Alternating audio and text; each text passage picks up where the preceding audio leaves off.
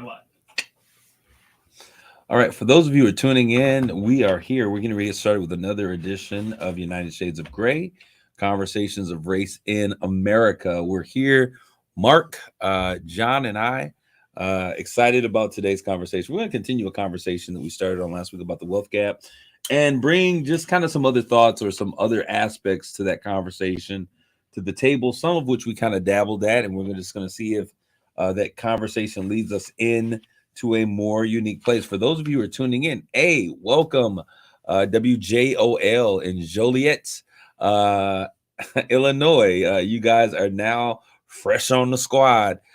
So we're excited to have you guys as we have this wonderful conversation. So let's get started. Need your headphones? And probably not that.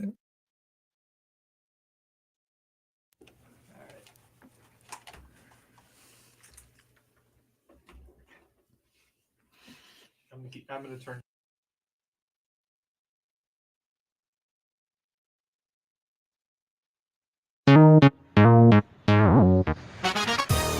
Welcome to United Shades of Gray, Conversations of Race in America on WSGW. Now, here is your host, Kareem Bowen. Well, good evening, ladies and gentlemen. Welcome to another edition of United Shades of Gray, Conversations of Race in America. Thank you guys for tuning in once again this week. We're excited to have this conversation. We have in the studio with us the producer of the show. It is John B. in the place to be. John, I need you really quick just to introduce yourself to those who are listening, those who are a part of the crew that has been that we started with here.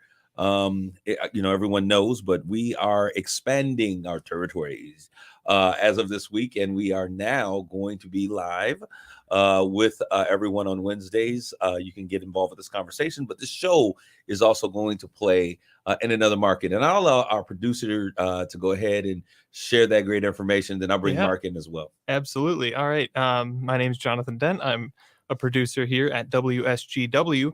But recently we've been in talks with WJOL down by Chicago in Joliet, Illinois. And we're very excited to be sending this show down to them so that they can enjoy it and get involved on these great conversations that we're having. Welcome to it, everybody. All right. Thank you so much. And his name is John B. That's his radio name. He's got to have, his actual name, his name that's on his birth certificate. But then we also have to have his radio name. So we have coined, Mark and I have decided he is John B. in the place to be. And I also have with me, also in the studio, my main man. He is he is Robin to my Batman. We are superheroes. I like my Robin. Super friend. Yeah. With us, we need today. A Catwoman, though. I think we need a Catwoman in here. Not me. Now you would never fit the suit anyway. Probably not. No. All right, but we have Mark Bassett here, who is my co-host. And has been. Mark, I don't know how long is this the beginning of the year, roughly. I think it seems like so much longer, and I think it's just because we've been my new doing career. Radio co-host. He's the radio co-host. Everyone's been wondering what is Mark doing that he's on the radio. But Mark, why don't you share with our WJOL audience just a little bit about who you are? And Sure. Well, first and foremost, it's great to be broadcasting there because my wife and I, our oldest son, went to the University of Notre Dame. So I'm hoping there's a few more Notre Dame fans over there. I know there are than there are in this general area. So welcome aboard. I'm just recently retired from a long career in the chemical industry. The last 6 years, I was chairman and CEO of a company called Hemlock Semiconductor, and married for going on 38 years. To my wife, who I met her freshman year at University of Notre Dame. I was a sophomore, and we've got 7 kids. So he's a good welcome Catholic. aboard. Good Catholic. Good Catholic. Good old school Catholic family. And so it's good to be here. And so for those of you who are just meeting me, congratulations, all of these guys as being a part of the team. Well, congratulations, WJOL Joliet, for making the choice to make United Shades of Gray a part of your regular programming. And I'm excited about it. So my name is Kareem Bowen, and I am the host of the show. I cannot even remember when we started. I can't remember if this is going on 2 years, but it has been actually 2020. Now that I remember, my mind is coming to me. My faculties are starting to arise. But it was November 2020. So this coming November actually marks 2 years that this show has been on air. Time flies so fast. But I'll just to give you guys a quick understanding of how we got here and what this show was about. The name of the show is United Shades of Gray, Conversations of Race in America. I truly believe that we can change anything that we can have a conversation about. And the idea is that we have these conversations. Our nation has become so politically defined. It's red states and blue states and purple states and all of that other stuff. So we have these conversations because our desire is that it's not about red states, blue states, black states, white states, black folks, white folks. But when we have these conversations, we just become American folks. And so the idea is that eventually, as we have these conversations, we would find a place to agree and we can finally become United Shades of Gray. Wow, that came out really well. I wasn't sure if I could get it in. But this show was started as a response to a lot of the cries for social justice and all of the things that happened in 2020. There's another show that we have on a sister station here in Saginaw, KISS WTLZ, which is called Straight Talk with Kareem Bowen, where we talk with communities about what's happening in urban America. And so I said, let's have those conversations with more people to get more people involved so that we can begin to engage. And we've got to be able to have those conversations that ruffle our feathers sometimes because they get us thinking. And when we begin to think, we can come up with great solutions. I think that collaboration is the key to ending every issue that we have in this world. So those of you who are in our social media stream and those who are listening to us on WJOL, be sure to check us out on WSGW. You can also go to United Shades of Gray on Facebook, or you can look at myself, Kareem Bowen, on Facebook, or you can catch us on YouTube. And we were really excited to have you in the stream. Those who are chiming in, we thank you guys for tuning in on this evening as we begin this conversation on race in America. Themed on today is really the wealth gap. We're going to get going. But before we do that, we're going to talk about what's hot off the press. The first thing that I must do before we get started is to give a shout out to my guy, Saginaw's own Darvin Ham, who has recently been named the head coach for the Los Angeles Lakers. Oh my God, this is like a kid's dream come true. I have never in my life, and I'll say this out loud, I've said it forever. I've never been a Pistons fan. I've always been a Lakers fan my entire life. Pistons, sorry, there were guys that I loved on the team. We had great Bill Laimbeer, probably. I loved, the bad boys. Yeah. I celebrated the bad boys. Yeah. Yeah, I mean, come on, who could not like that? Was good basketball. It was. Bill Laimbeer Physical. coming and knocking people up. Come on, that was good.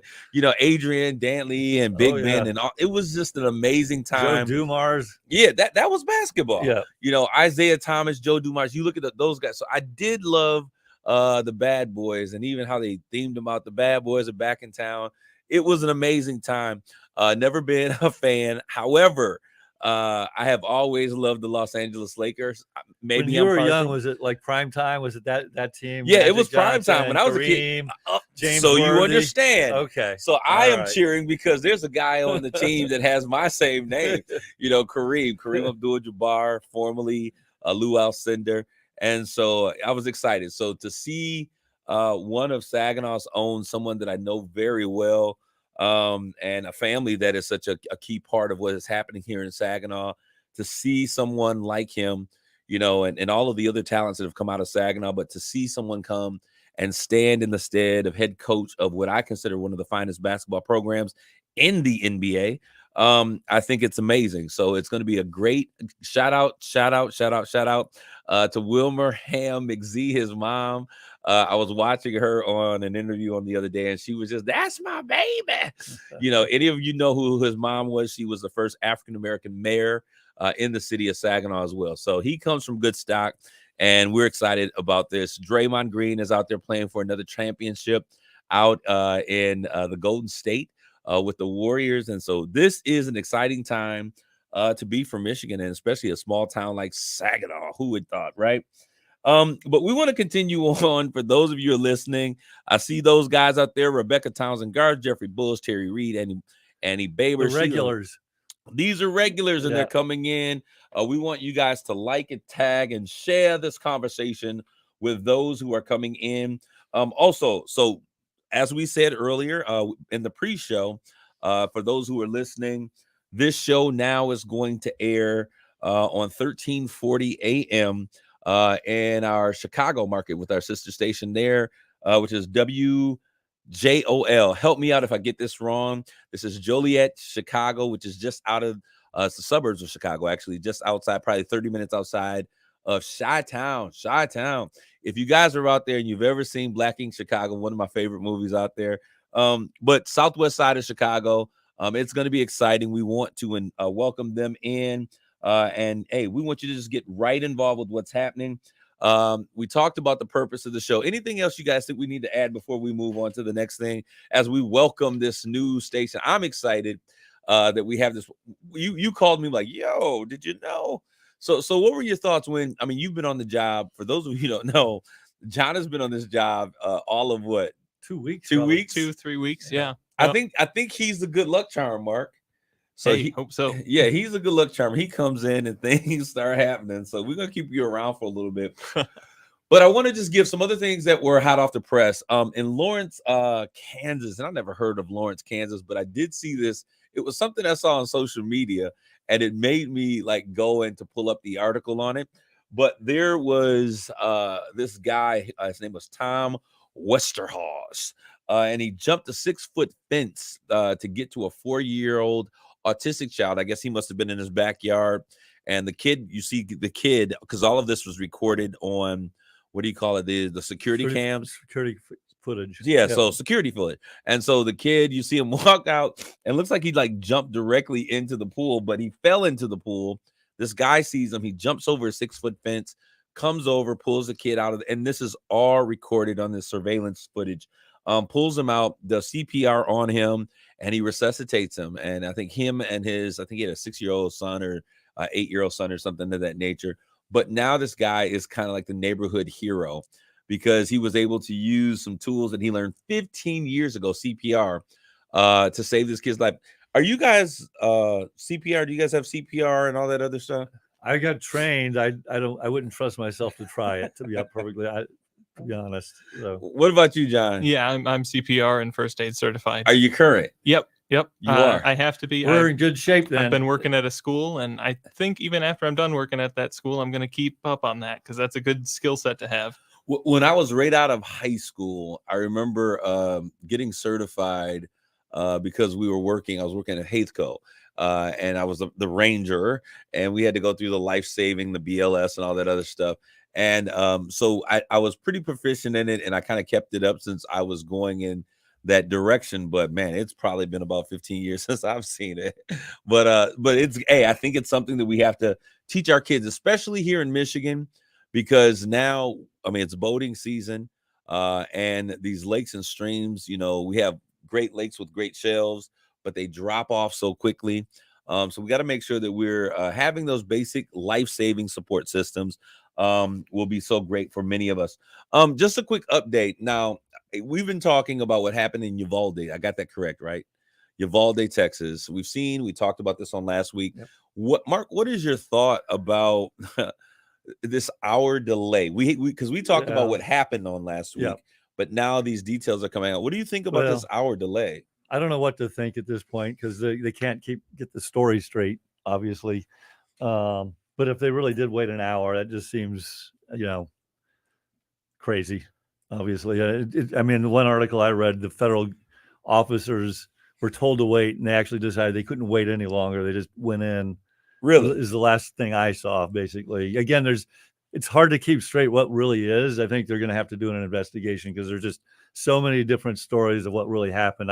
I literally did read an article where the local officers told the federal officers not to go because they have jurisdiction there. And then the federal officers decided, like, we can't wait any longer. We're going in. Well, is that what you're hearing too, John? Well, I'm hearing something. I haven't heard that. Okay. Exactly, I didn't even hear, but I have heard that local PD is trying to hamper any kind of investigation that might go into it, which has me scratching my head. Yeah. I think one of the issues we've got anymore because of the constant access to information and news and everything else is people don't get the full story. People react to, half truths, untruths. And we throw it out there. And we throw it out like it's reality. And the reality is we really don't know. Well, I'll tell you what. Well, I did hear that the chief police, I guess he was the person who was supposedly in charge, has refused to respond to any more questions. And Which I he guess probably should. I mean, there's going to be an investigation. I mean, come on, bro. I mean, listen to what we always say. You know, get an attorney. You got to understand that when that many people are being killed, and their kids, that this is going to become illegal. This is going to be a huge legal absolutely issue. Absolutely. So hearts and prayers are still out there with those families who are recovering. We finally have buried the last victims of the massacre that took place in Buffalo, and now it's a process. What do you think about this? Now, I just heard also that there was an anonymous donor that is supposedly paying for all of these funerals. Where do you think that money coming from? I mean, everybody's rich in Texas, right? I mean, everybody's a billionaire, gazillionaire. Well, Matthew McConaughey's from that town, isn't he? Yes. And so, I mean, that would be one guess potentially. I don't know. Who knows? You know. Okay, I think I was sitting there. I was like, I wonder if the NRA is paying for these funerals. Oh, well, you're always into the conspiracy theories. I'm not always. Hey, because what I recognize is that what seems like a conspiracy often carries some weight in the end. But it was just something that I thought about, so I thought I would throw it out there. Hey, let's pay for these funerals, and then when people start complaining about they're not doing it, it's like, listen, we pay for your funerals. Yeah, I don't think that's going to turn the momentum of public opinion. I just don't think that will work. And Jeffrey Bush, you're absolutely right. I did see this. The same police chief just got sworn into the city council, and they changed the process because normally it's a public event, and I guess because they didn't want this to become a spectacle, they brought each individual in individually. So then I guess if you don't have quorum or if you don't have a certain number, then you don't have to make it a public meeting. So they had these private sessions swearing everyone in, and he was sworn in to city council. I don't understand how places can do this, how you move forward with that type of situation. And if he was defunct in his responsibility as a chief of police that yet. I'm just saying, but so I think again, I don't know what happened. I would take a My pause. guess is there's an election. They've got to carry it out potentially. Maybe it's innocent until proven guilty or something like that. What is that? Where does that happen at? That's something I'm not used to seeing, because usually we're guilty, then we have to prove our innocence. But I guess, Mark, if you bring that into the situation, there are parts of the country that actually get those types of opportunities to be innocent until proven guilty. For those who are out there listening, we're gonna get we got 8 minutes to the end of this first segment, and we're gonna come in hard strong on the second half, really with talking about the wealth gap. But the Juneteenth celebrations that are taking place all over the nation, I am so excited to be able to celebrate Juneteenth. And it's funny because most of America probably has very little or no idea what Juneteenth is about. But it's when General Gordon came into Galveston, Texas, and he read, I think it was number 3 of the Emancipation Proclamation, which had been signed in January of 1863. 2.5 years later, he comes into Galveston, Texas, to let the slaves who were still working on those plantations know that they were actually free. And so it was the time and the moment in which of all Americans were considered to be free. Some slaves were found out, early, others did not. And so we celebrate Juneteenth as the Independence Day, or the Day of Freedom for African Americans in this country. So here in Saginaw, we have on the 17th, there is which is a Friday, there is a Juneteenth pageant queen that's taking place here in the city of Saginaw at the Horizon Conference Center. On that Saturday, there is a freedom parade that will stroll down the streets of downtown. And then on Sunday, there is a salute to Black fathers. And what I really love about the salute to Black fathers, so there's a 3-on-3 tournament, there's proclamations that'll be read. What I love about that is that when we look at the structure of slavery, a lot of that really destroyed so many African slaves that were male, and destroyed families, and their wives were taken. So on a day like Juneteenth, to actually celebrate, June 19th is the actual day. That weekend we're celebrating. To see them celebrate Black fathers is great. In Chicago, great things are happening. I want to get to one of these. It's called the Juneteenth Market, and it is a celebration of Black business. So there are all of the Black business, the entrepreneurs are doing pop-up shops and creating great opportunities to come out and to Where are they doing that, in Chicago? That's in Chicago. Ah, Yeah, that's yeah, a yeah. good idea. We should think about that in Saginaw. You know, when I Yeah. saw that, I Yeah. thought about you. I said, because this is something that you have been saying Yeah. for a long time, celebrating those businesses, because as we have talked about before, and you've said it a million times, entrepreneurship is so key to really changing the dynamics of poverty and changing the culture of poverty. So that's very important. Then there is an ITAV celebration, Village Fest. And this is really talking about it takes a village. That's what ITAV. There's an African adage or proverb that says that it takes a village to raise a child. And so they have it takes a village fest that's going to take place, celebrating, bringing everybody in the community out, great time, and then a community picnic on that Sunday. So if you're in these areas, you need to come out and celebrate with us, because Juneteenth isn't a Black holiday. It is an American holiday. It's an important part of our culture. So we got 4 minutes and 54 seconds, and we're going to jump right into where we were on last week. I think on last week, for those of you who are listening, we were talking about Bring This Action to Live Waves app. You know what, Andreas Parsley, I've seen your Live Waves app. You're a young entrepreneur. I've seen you having that conversation. Reach out to me, and we would love to be able to do some social media streaming on your app, Live Waves app. I think it would be a great idea. Thank you, Kevin Humes, for tuning in as well. But we were talking on last week, and we began the conversation on the wealth gap. And I think that we ended somewhere around, as we were talking about. Well, we got sidetracked on What did we get? Unions for a while. I shouldn't have said anything. I wasn't sidetracked on unions. That's where I stay. And as a matter of fact, some presidents of the Union Association reached out to me like, "Hey, we heard your show. Thank you for holding it down for the unions. For all of them General Motors babies that are out there, GM paid for my education and my high school and a lot of other things.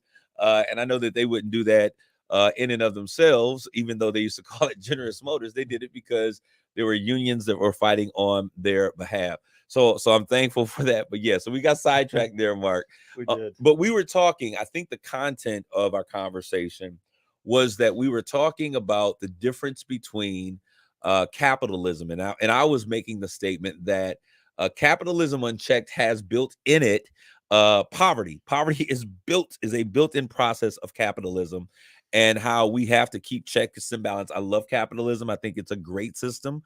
However, there has to be checks and balances. And often when those don't go according to how they should be, then we end up with great disparities in terms of wealth. Now, you brought up another topic, which initially we were getting ready to go heads. And then I listened to what you were saying. I was like, you're absolutely correct. And you began to talk about corporatism. And so share with our listeners exactly what that is and why you thought that was a key piece that leads to a greater gap in the wealth gap. Yeah, so I think that when you're talking about this kind of thing, you need to make that distinction between capitalism, which is free market. Everybody has a shot. If you've got a good idea and you've got the ability, you can make something of that great idea.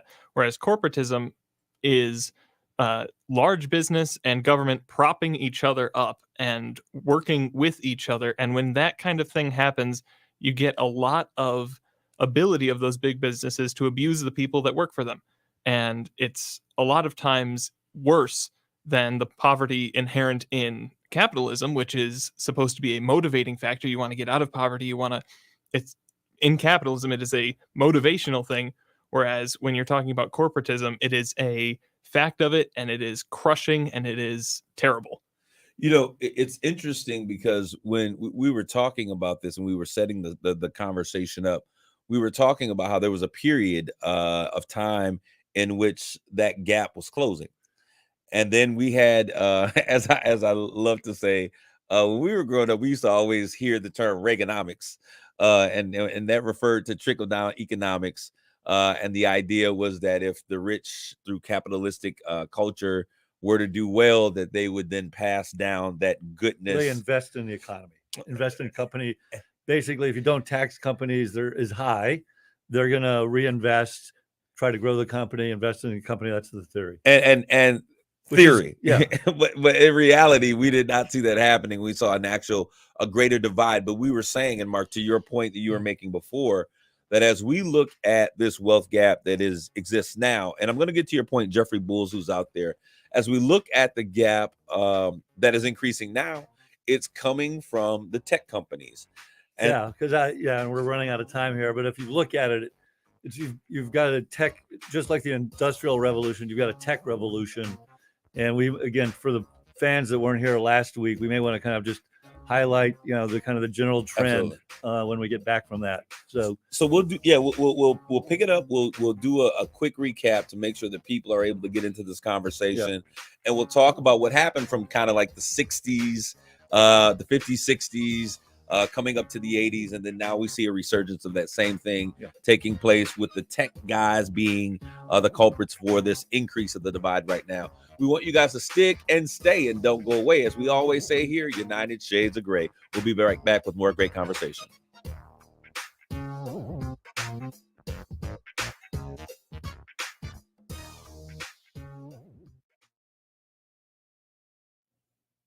All right, for those of you who are out there and listening to us in this stream, I want you guys to really get involved with this conversation. Once again, like, tag, share somebody into the share their name or post their name in the conversation stream so that they can get alert that this conversation is happening. We have a lot of people that stumble onto these conversations and really enjoy them. Jeffrey Bulls, you made a comment on here. Capitalism is antithetical to community building. Could you what were you thinking, John? I think that capitalism and corporatism are being confused there. I think that capitalism is community building, small businesses thriving. Capitalism thrives better in a smaller community. Absolutely. No, I agree with you 1000%. However, once again, and we'll make that distinction so that we can understand, but what he's stating, and I understand what he's saying. And honestly, it's antithetical to the way that Blacks, Africans, or African descendants of slaves have created villages. I just started this session out with an African adage that it takes a village to raise a child. And so it's community building. I understand what you're saying. But once again, it is kind of like this. We got to bust the trust, these trust builders, and people who have monopolies over certain sectors. I mean, the issue is, I think there's too much power consolidated into too few people right now. And what happened? Absolute power corrupts what? Yeah. Absolutely. Yeah. So we're gonna get in. We're gonna finish that conversation as we get on air. Let's start the second half of the show. Did you take a break or were we good? All right. Let's keep it going.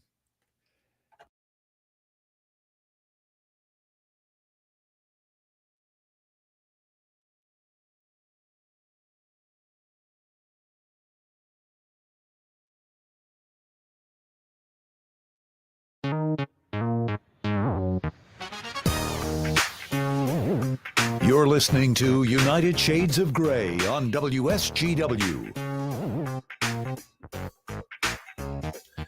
This is Kareem Bowen. We're back with the second half of United Shades of Gray, Conversations of Race in America. And we want to thank all of you that are listening to this conversation. We want you to, once again, to like, tag, share this conversation with someone else. Those who are in the WJOL, Joliet, Illinois, we welcome you to this conversation. If you're stumbling onto this is United Shades of Gray. This is where we have prolific conversations about things that impact us. And we say, hey, does race have a part to play? How do we look at this by the races, through the races, and through the lens of race? So we have these conversations all of the time. So welcome to the stage. On the commercial break, I brought up the fact that Jeffrey Bulls, who's one of the listeners, said that capitalism is antithetical to community building. And then the second post or statement that he made was capitalism needs a bottom caste to operate. We kind of briefly, and John, I'm going to let you just go ahead. Okay. Go ahead. No, go ahead. I guess there's all different ways you can look at things, obviously. But the way I look at it, and obviously I'm coming from a much different perspective. How is your perspective different, Mark? Well, number one, I don't believe I don't agree with what he just said, but because I look at it in a different way. So like I'll take Hemlock Semiconductor, the company I was running. No, Mark, you can't take that company, because then that means that whatever you say, I have to be honest about the response as well. Fine. So, yeah, okay. Cool. All right. I'm not running it anymore. So. Oh. I mean, that company provided good middle-class jobs for 1,000 people. So that's not just that is community building. Number two, that company donated a lot of money, time, and talent to the community to try to build the community and make the community better. And I forget the second one again. I don't particularly love the choice of words. Capitalism needs a bottom caste to operate. Yeah, to me, bottom caste, that's a very pejorative way of saying something. For sure, there's a hierarchy in any organization, and people that are doing less differentiated work make less than people doing highly differentiated work. That's just the fact of life. That's just reality of life. That doesn't mean that they're being abused or taken advantage of, because the reality is they're making a good wage. They have good benefits.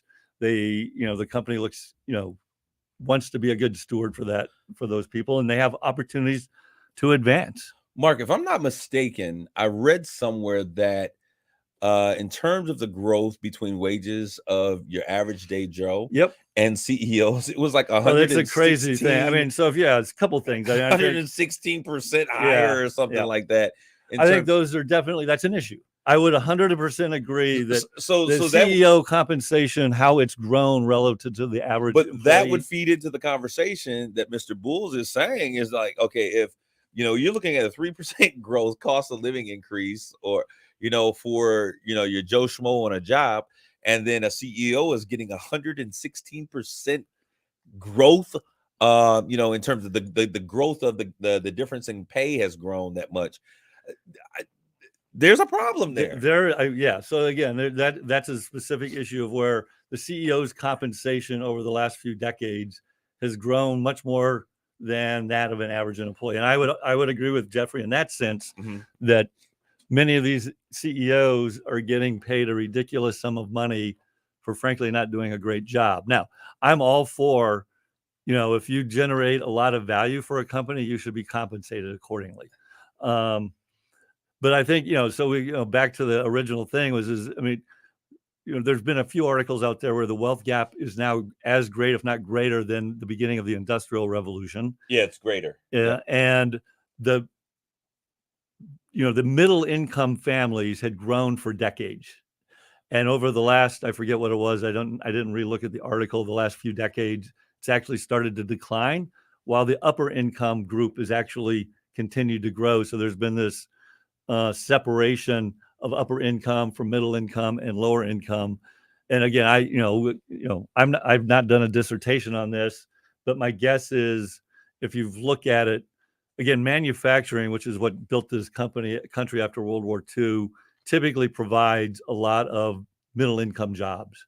A lot of manufacturing has been exported out of this country, and now what's left are less differentiated jobs, more manual jobs, and then more differentiated jobs. And I think, again, the other thing is where people have been investing in a stock market that has just gone crazy over the last few decades in reality. And so if you had money to invest in the stock market, and you did, that's typically a middle income or upper middle income person, their wealth from the stock market has grown a crazy amount. Okay.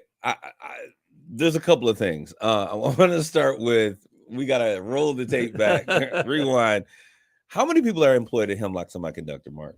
About 1,200. 1,200. Yep. And so you're saying that there are about 1,000 middle-class jobs that are created out there? I don't have the definition of middle class in front of me. Okay, because according to middle class, the definition of middle class, I think that the range for middle class is somewhere between 89 and 129. Okay, so if that's the definition, it's not that many. Yeah. So it's probably half of it. Probably. Okay, it's labor. It is hard. It is labor. It's laborious labor, and there is a very real difference. Not only with Hemlock Semiconductor, but other companies that are out there between, those who are part of the administrative process and those who actually do the work.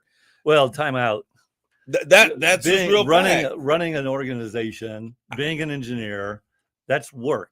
Absolutely. Yeah. So again, I think you're using terms to diminish or demean. I'm not trying to diminish or demean. I'm just reporting the facts. Okay. And the facts of the matter, and I get it. I mean, I am all for education. I have a bachelor's, master's degree. I understand the importance, and education has a value.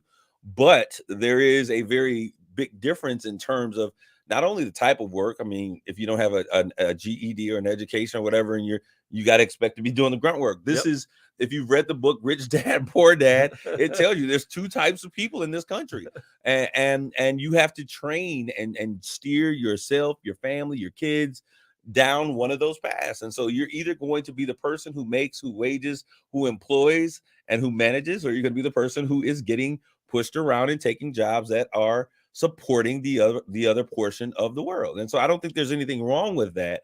But I don't think that I don't know if I would qualify those jobs or positions as middle income or middle class is what I'm saying. I think that they're not the poorest of jobs that we could have in the community, but certainly, you know, if you're making 15, 16 bucks an hour, 18 bucks an hour, and you're supporting a family, that's still a challenge in this country. Sure. And so I don't consider those middle class jobs. But, you know, what is middle class? And as we're talking about this, we're talking about the gap. The reason there's a gap is because there is a diminishing of what we consider middle class America. What are you going to say, John? I see your eyes lighting up over there. Oh, I just kind of to what Mark was saying. I think that it comes down to bargaining and having that skill set that you can market. People in engineers and people with the degrees that you're saying, they have a certain skill set, and that has inherent value.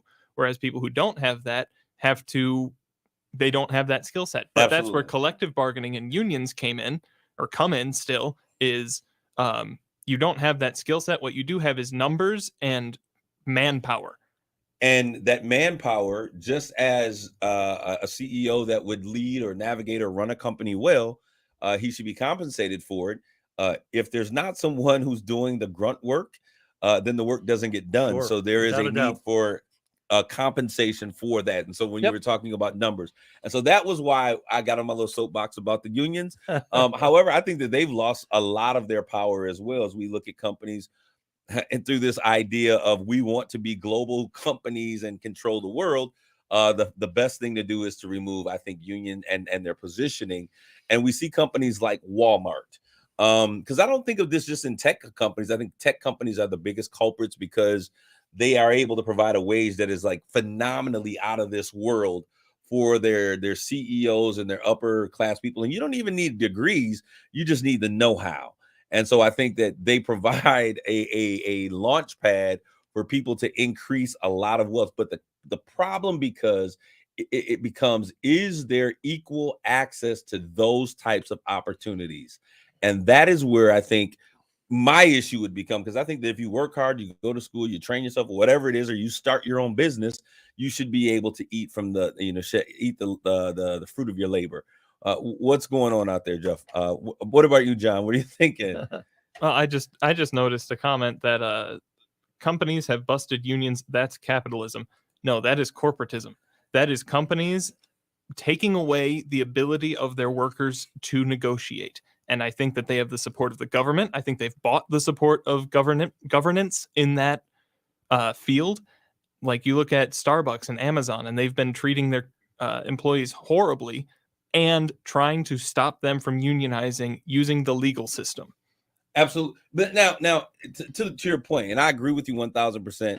But if we were to look, and if we were to take this conversation back 7 years, 8 years, the idea of corporatism, it came from this element of capitalism, and they were just trying to define the difference between the two. So if someone says it, I get what they're saying, but there is for these younger, more astute young people, they are now dealing with the new terminology, Mark, which is making many of us relics in our own day as they define those things. But there's a lot of companies. I mean, I was at Dow. So Dow has some plants that have unions.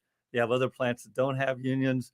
Again, at Hemlock didn't have a union, and the employees there generally didn't want one, or else they would have unionized.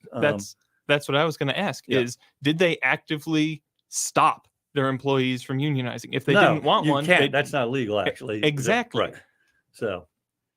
So your point to that was what? So that's not what you were saying in terms of not that type of company. Is that what you're saying? No, I'm saying I was just wondering. I was genuinely curious about how did the company treat unions, because a lot of these big companies are not treating. I mean, again, I think when you have it, well, we're going way off topic again. But go ahead. I think typically when there's a union, I'll get us back. I'll get us back. when there's a union and a company, by nature, it's an adversarial relationship, which is unfortunate, I think. Mhm. And whereas where there's not one, there's not an adversarial relationship. So I've been at sites that Why is it adversarial if the union is there to represent the company and the company's the desire? union is not there to represent the company. The union is there to represent their employee base. That's what I meant. That's what I meant. payers. That was a mistake. Yeah. So that was a misnomer. The union is there to represent its employee base, and the It's company union is members. It's union members. Exactly. Yeah. And the company should have in its DNA to take care of its employees. Sure. And I mean, I think that becomes why are they automatically again, you'd adversarial? have to look at every case individually. But if you're running a company and a union makes an unreasonable demand, you're not just gonna. When you have a union, you've naturally set up a confrontational relationship. But why? Why do we see it as a confrontational relationship when what a union demands is that, listen, my kids need to, or my workers or union members need to be able to support a family. They need to have dental.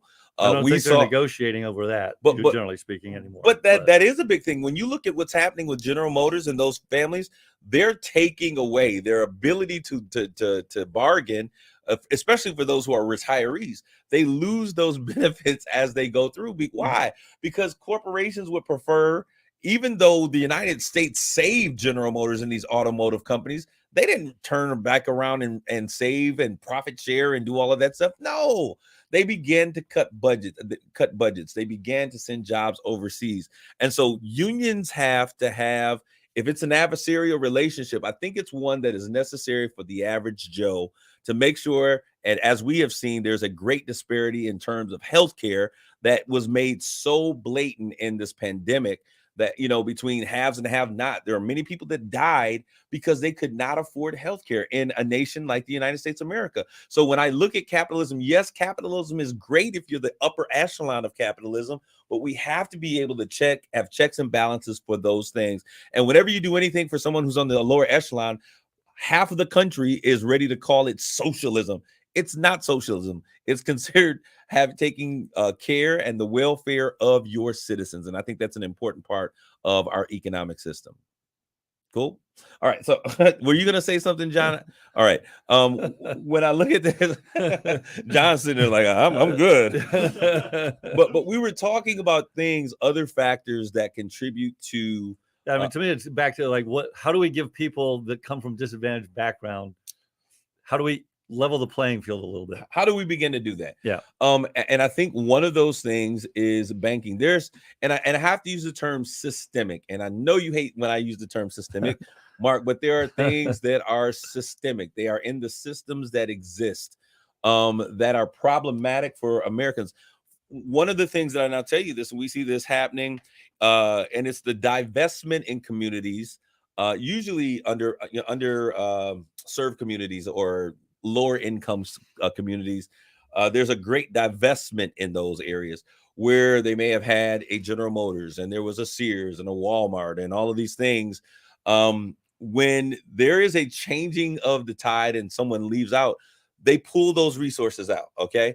And so what happens? Property. So let me just so I make the audience, and I know what you're talking about. So like if General Motors closes a plant, is that what you mean? And then everything else kind of falls around it.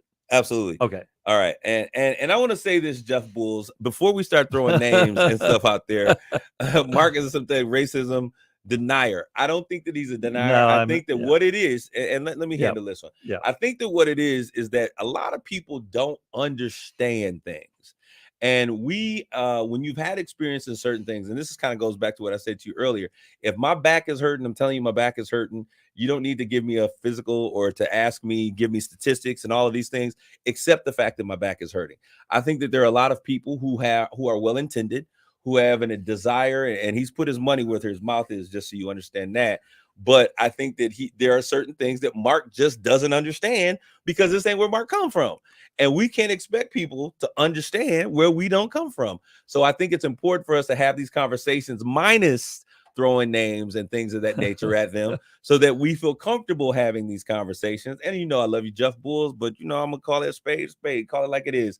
But the thing that I wanted to say is that when we look at that and we look at the divestment in these communities and we look at what happens, and we could use Saginaw as a great example. Mhm. There was the great flight away from Saginaw. Why? Because they were not putting grocery stores on the east side of Saginaw. They were not bringing the Walmarts to the east side of Saginaw. What started for my education? Yes. Was it what precipitated that? The closing of the Yes, auto yes. factory. It was a yeah. I mean, so if there's no employees or people with money, it's hard to have a store. Well, this is where I think that when we see those things, we are giving tax breaks that we could have made investments to keep people in certain places. Yep.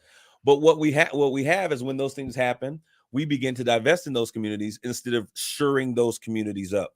And so what happens is they lose services, there's a divestment there, and everyone leaves that community. And I think that at one particular point, when this concept of gentrification comes along, the idea in many cities is to get those people to leave, because then we get the money for free.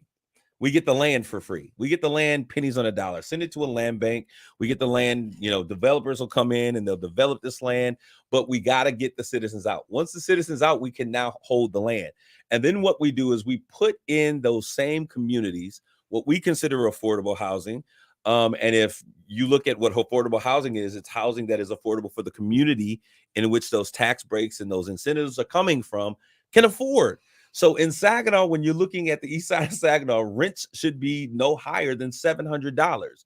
But if in our redevelopment of a community, our rents begin to be $1,100, $1,200, $1,300, we now disenfranchise a complete grouping of our community from being able to live in those houses. So guess what? So if I live in that area and I'm a renter, I am now pushed out of that community. If I live in that area and I own a home, as those rents go up, so does my property value. And so now, property value being a great indicator of wealth in America, we now see an increase. So these are the other things that I was saying that are so important for us to begin to take a look at that also add to this great and this increasing wealth gap. Are you guys understanding what I'm saying? Yep. Okay. So we were talking about that, but let's talk about the role, Mark. And I know that you are really big on entrepreneurship. And you've invested in, we had Tayon, Monty Holland come on with the Tayon collection, and you're investing in him and helping that brand to grow. And they are in every major retailer around the world now, there where men's clothing is. And I think that's a remarkable story. We had him on. Tell me, in your perspective, because I know you're big on entrepreneurship, what role does entrepreneurship play in closing the wealth gap? Well, again, it's what by definition the wealth gap is. There's a group of people that have way more money than another group of people, Mm-hmm. and so the other group of people that have less wealth need to find ways to generate wealth for themselves. And one of the easiest ways, well, not easy, it's a hard way, but one of the ways is obviously through education, but another way is through entrepreneurship, because ultimately if you have a great idea and a successful idea that people are interested in, generates income, you raise yourself from where you are today. You actually then, as your business grows, you hire other people. And we had a discussion with your professor friend about nepotism. Ultimately though, people tend to hire Dr. Clark.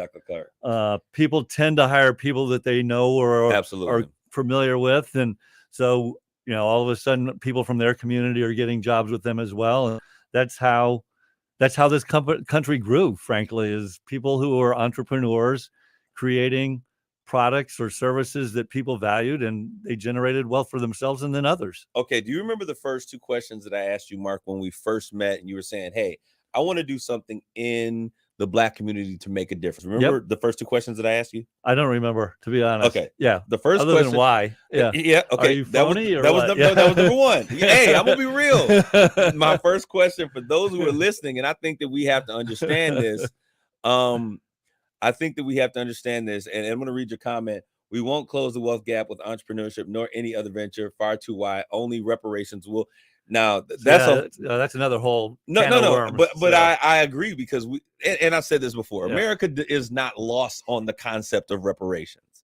Okay, we have given every other nationality that we have injured. I just don't or think giving someone $10,000 closes a wealth but gap. I don't think taking away my livelihood is going to stop the wealth gap from growing. And so when people have been harmed, there is a system that America understands, that the world understands, and it's called reparations. And I agree with you 100%, Jeffrey. I don't think that's a whole nother conversation Yeah. for us to have, but I think that you're 100% right. I think that when people have been wronged, if you go to court, what do? They say, what was the injured party done? We saw Johnny Depp and Amber Heard, the conclusion of their party. And what was one of the three things? There were three instances that they were looking at.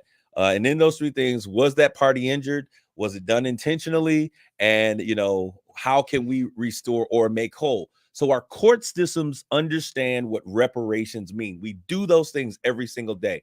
But it goes back to the first two questions I asked you.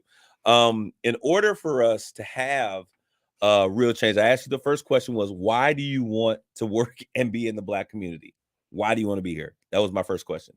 The second question I asked you, which I think our third party may have been a little ruffled by, was what are you willing to give up? Yeah. Remember that? That was my second question. And that goes to the place that if there's ever going to be equity, then there has to be there's a need for a transfer. There's a transfer of positioning or additioning or opening up more seats that are necessary.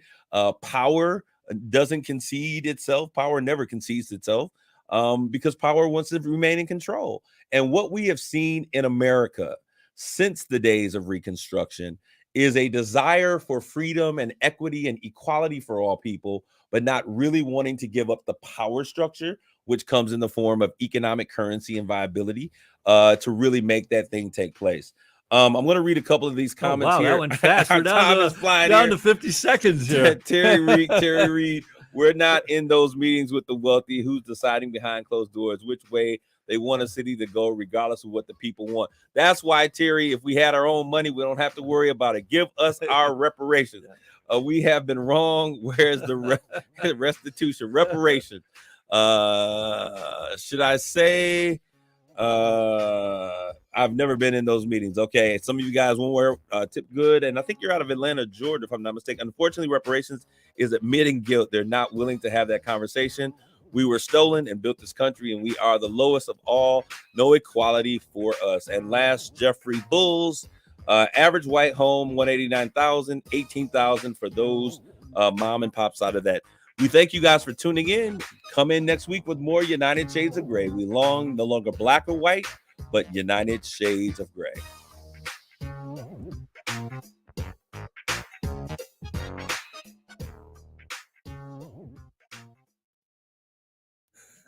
Guys, I don't know what happens, but the time flies so fast. What I do want you guys, and this conversation is very good.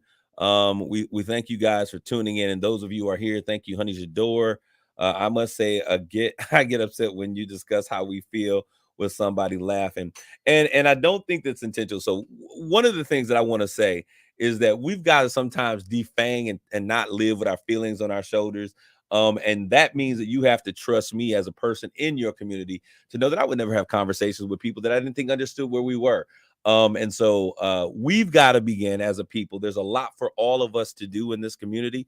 And there's a lot that we must take place. And one of the things we got to do is take our feelings off of our shoulders. I get you, my brother. You know, I love you. I must say, and you know, I got your back on that one. But what I want to say is that these conversations are necessary. I thank you guys for tuning in and sharing your perspectives. There are a lot of people who are watching this show and listening to the show on Sundays that will never enter the stream. And I think when you guys come in, you guys provide real information for us to be able to share and give for some tension in the listening as our listeners are coming. That's why I try to do everything I can to make sure that your comments are read and heard. You're absolutely right. Tip good. Both parties must be transparent. Leave emotions out of it. Emotions have nothing to do with it. As a matter of fact, I was always told that when you're making important decisions, you don't do that with your emotions. So it's important for us to make sure we do that. Next week and the week following, we have some dynamic conversations that are going to be taking place. And we're going to really kind of transfer. I know that, what is this, March? This is June. June 1st. May was actually Mental Health Awareness Month, I think. So we're actually going to do a little bit of a retrograde.